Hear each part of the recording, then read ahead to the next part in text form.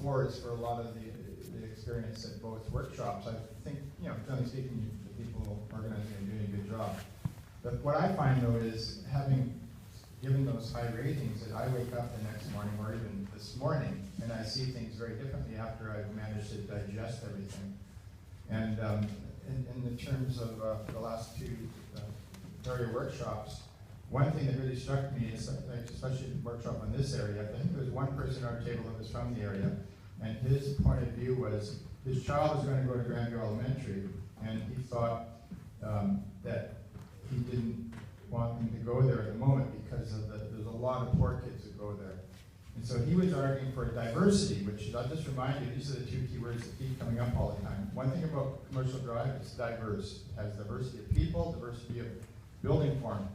And so he was arguing for diversity, and what he meant was like more wealthy families sending their kids to that school.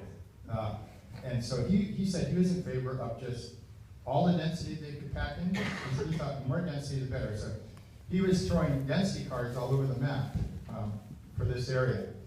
Now, what that reminded me of is both my next door neighbors and some other people I know, and it's come up once in a while, is that people move into this neighborhood from somewhere else.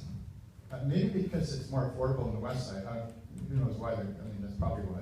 But they also know it's a great neighborhood. But when they get here, they realize, oh my God, there's all these renters or something that are here, especially the buyers. Quite often look at the renters as, oh well, I'd rather fill up the neighborhood with people like myself. Well, obviously in this area, if you're in favor of adding one story to every building, like was suggested to us, we take the buildings from 3 stories to 4, that is if you like, the total demolition of the neighborhood, mostly renters, and it'll be replaced, I can pretty well predict, with expensive buildings for sale, expensive condos for sale, apartments for sale. If you look at the buildings that are going up right now, all the units are for sale.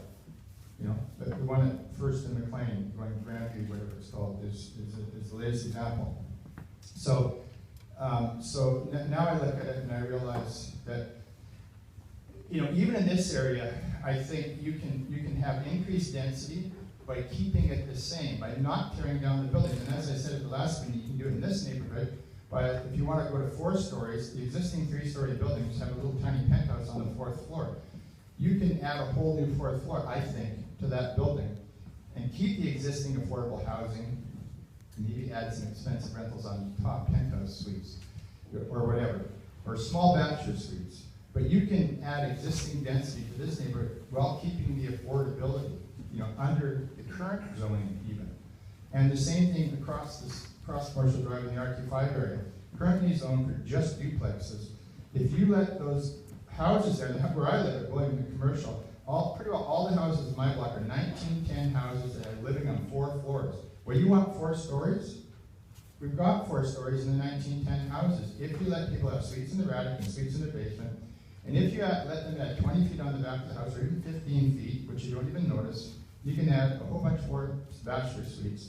That's affordable housing. It's really only 2 ways to have affordable housing. Either small suites, where you own the building yourself. That's affordable when you already own it. And the key thing is to keep it at rental. Keep it at rental housing. Don't add strata units on. As soon as you go to strata, whether it's a lane house, that jacks the price and the value of everything. And by the way, my house where I live, I just got my tax assessment.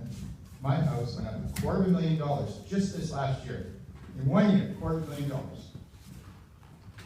What that means is, if people, like I'm not jacking the rent on my rental suite by 25%, which is what the house went up, because I can't, for one thing. I'm only allowed 2% increase. But I wouldn't anyhow, because, but if somebody buys my house tomorrow, they're going to pay that $250,000 more, and they're going to have to jack the rent.